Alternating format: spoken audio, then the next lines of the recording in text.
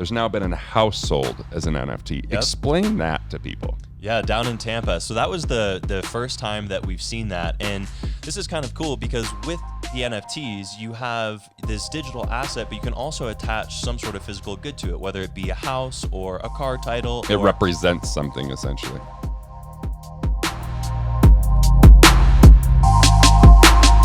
Hey, this is Garrett Gunderson, New York Times bestselling author, and we're going to venture into the world of NFTs. Non-fungible tokens. There's a lot of information out there. There's a lot of confusion. People aren't quite sure what to do. Am I just getting a JPEG? Why is it worth so much? What's Ethereum? We're going to answer this, and I brought my friend Ross with me, Ross Aubrey. So I think the first time I ever saw you was just dropping a cargo trailer off at a place where you were working out, and we talked briefly, but then we had this dinner after that where we just became fast friends. We're up here at my cabin where you got married out on a deck that I helped build. Thank God my father-in-law was a big part of building that, so it's secure and safe. Otherwise, I would have never let you guys go out there. Yep. But yeah, like you've been really taking me on this adventure of NFTs. And ultimately, I'll just say for me, I'm seeing this as a way to truly build a community. I'm seeing this a way to remove the middleman and have more connection amongst like the creators and curators and people that are experiencing the benefit. And I see this way to kind of go through a choose your own adventure as a way that we would release different content. And I'm really excited about that. But there's a whole other digital art component. There's things that are going on in the music world with all of this. So how did you get involved? Why are you so excited about this? And why is your life so good, dude? That's the thing. What's going on with that? Other than you look like a Ken doll, you know? So Ross, Ken doll, Aubrey. Oh, yes. So I'm going to take it back a little bit. So in 2017, I had a good friend of mine that basically introduced me to the world of crypto. And after spending a day with him, I became utterly fascinated and sort of pushed all the chips in. I was like, yeah this is the way.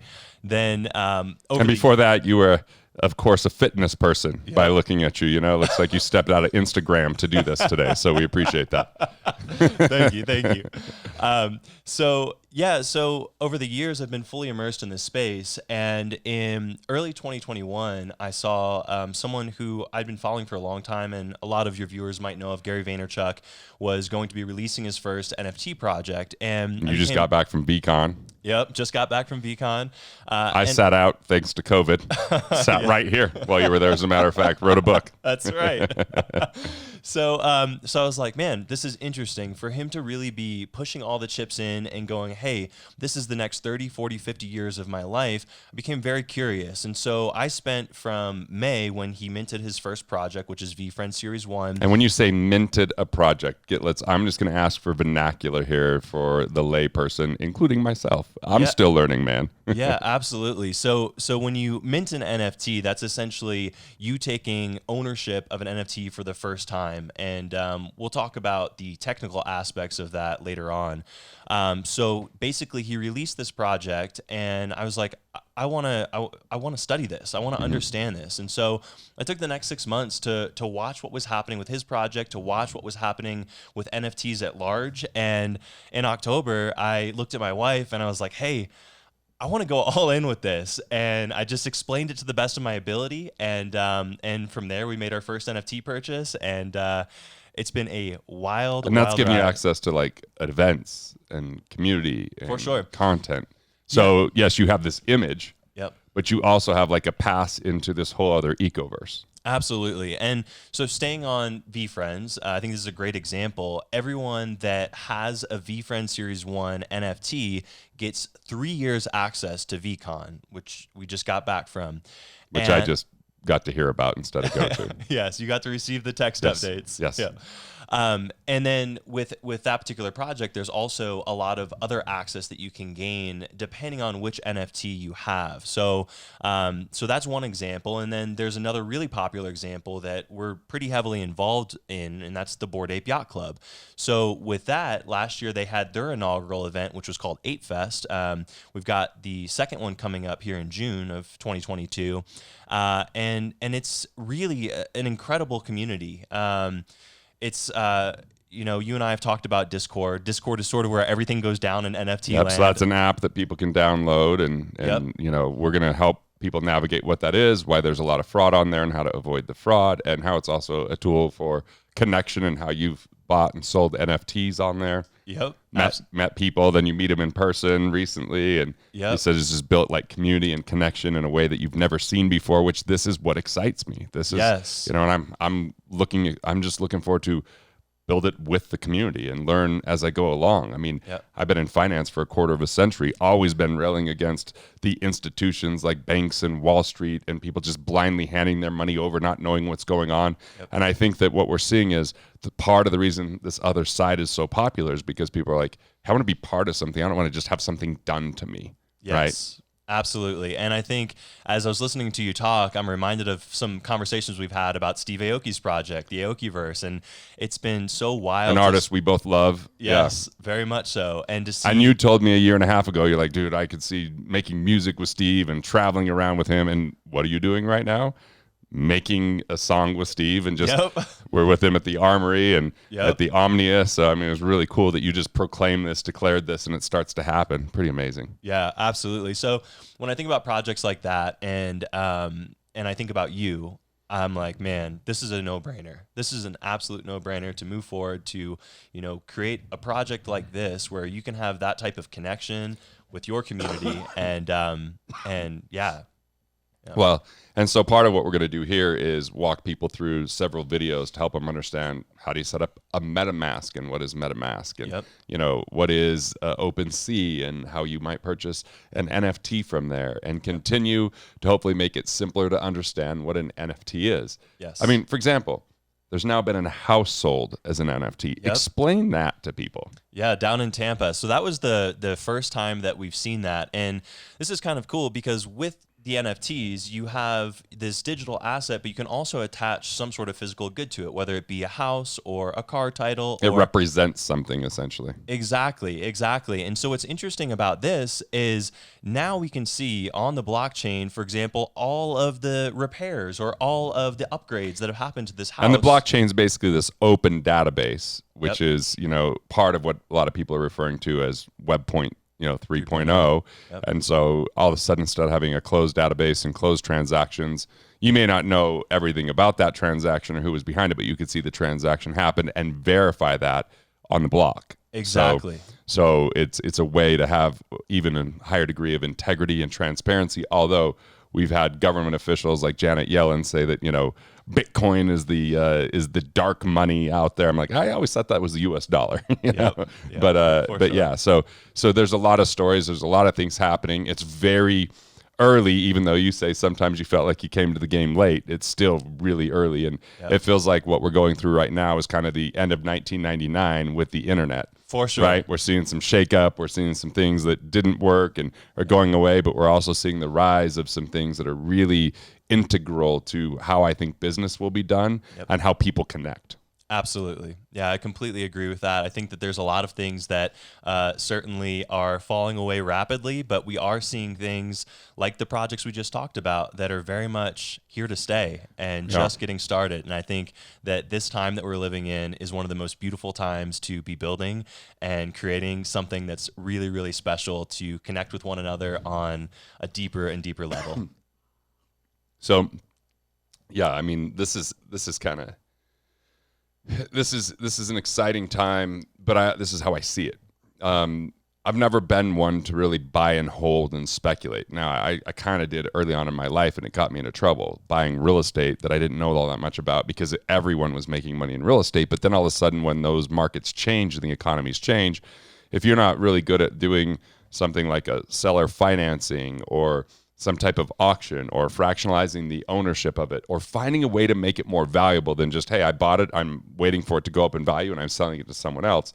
And I think a lot of people started doing that in the crypto verse, right? Like, oh, I want to buy this coin, it's going to go up. And there's been a lot of what people would call pump and dump, a lot of energy going into a coin, people buy it and then people sell it. And then all of a sudden a bunch of people got in late and they just essentially gave their money to someone else. That's not money that's lost, it's money that's transferred.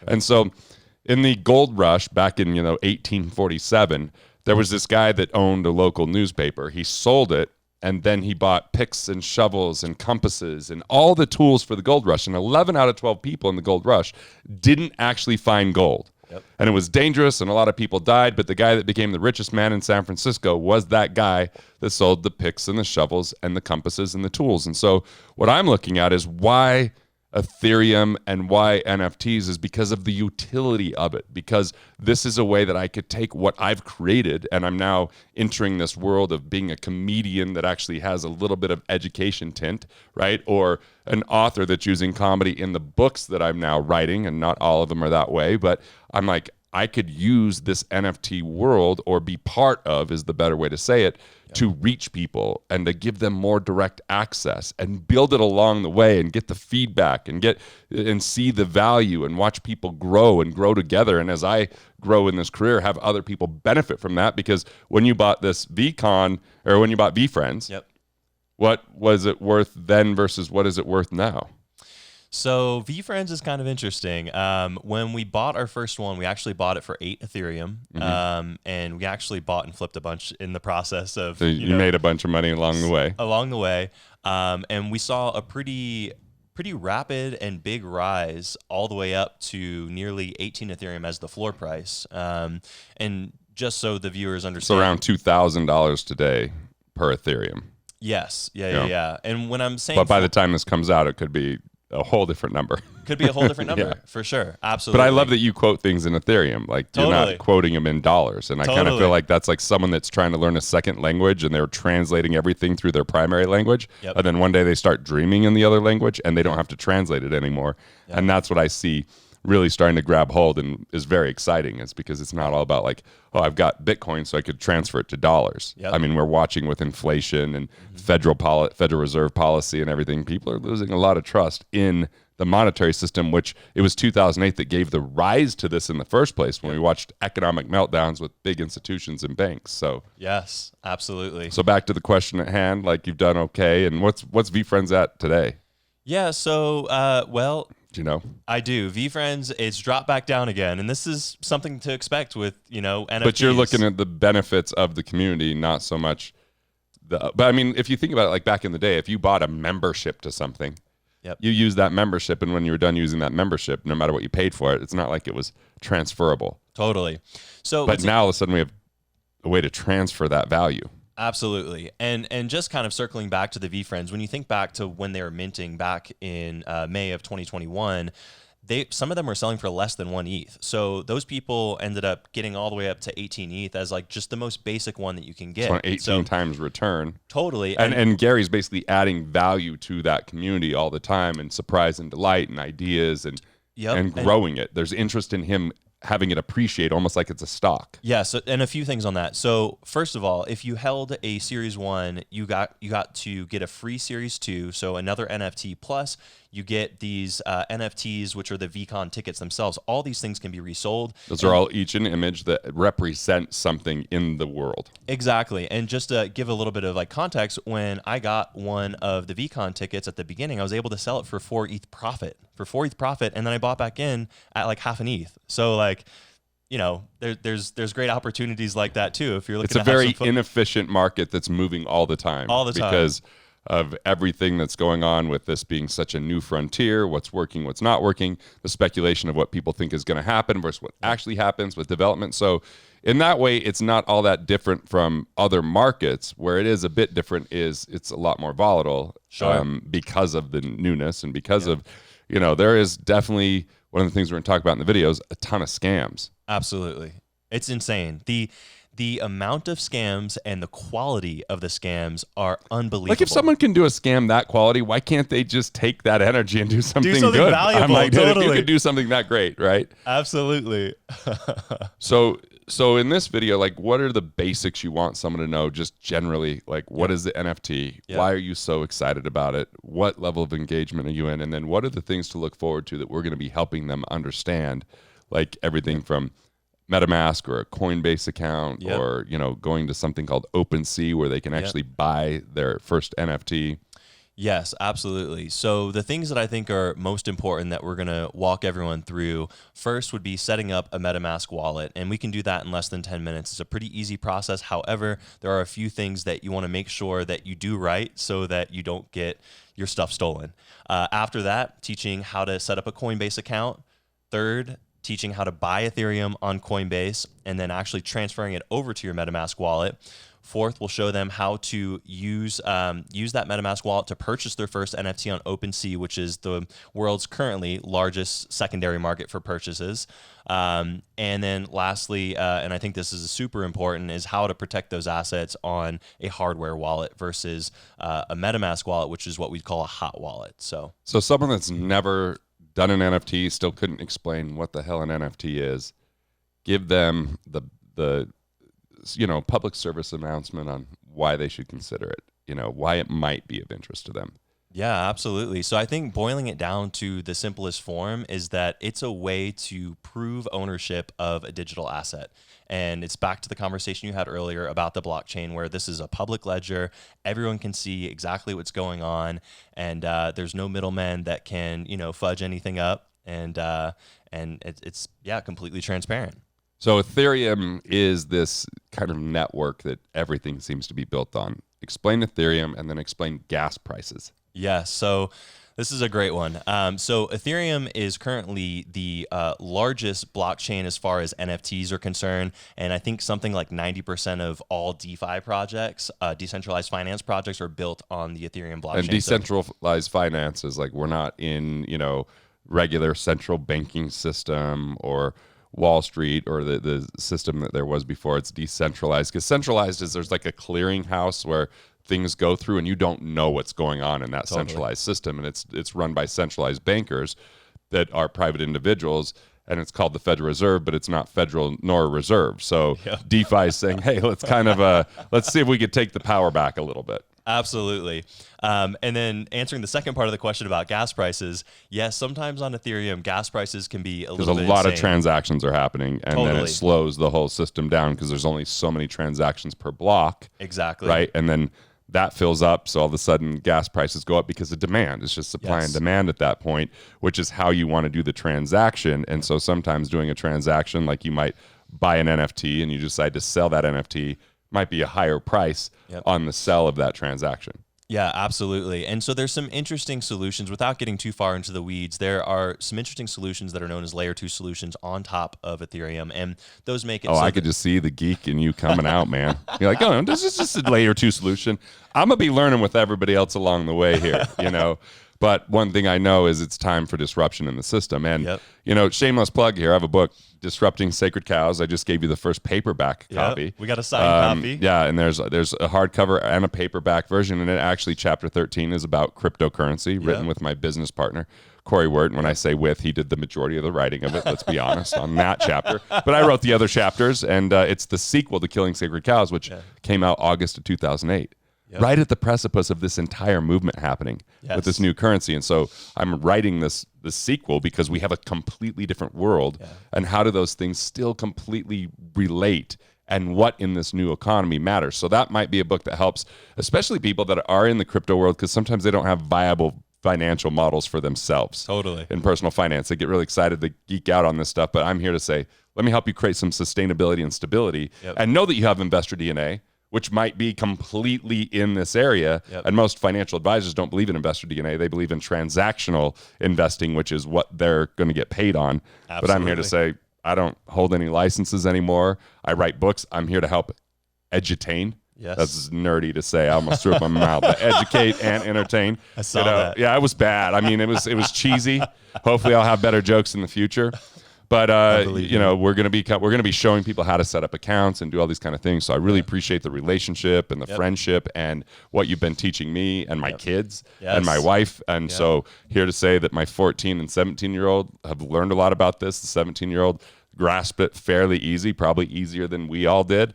But ultimately, my family was like, we're in on this. And I'm like, I'm taking whatever reputation I've created in the positive way in finance and saying, this is somewhere that I'm headed, and I want to bring people along so we could all succeed together. So thanks, Ross. Really appreciate it. Hey, hope you liked this video, especially since you're still watching and we're at the end. And if you did, then maybe you might want to pick up my book, Disrupting Sacred Cows. It's my newest book, and someone just read it, said it's the best book they've ever read. Now, that's a pretty high bar, but maybe you could pick up your copy by clicking the link below and let me know what you think. Tell me in the comments below.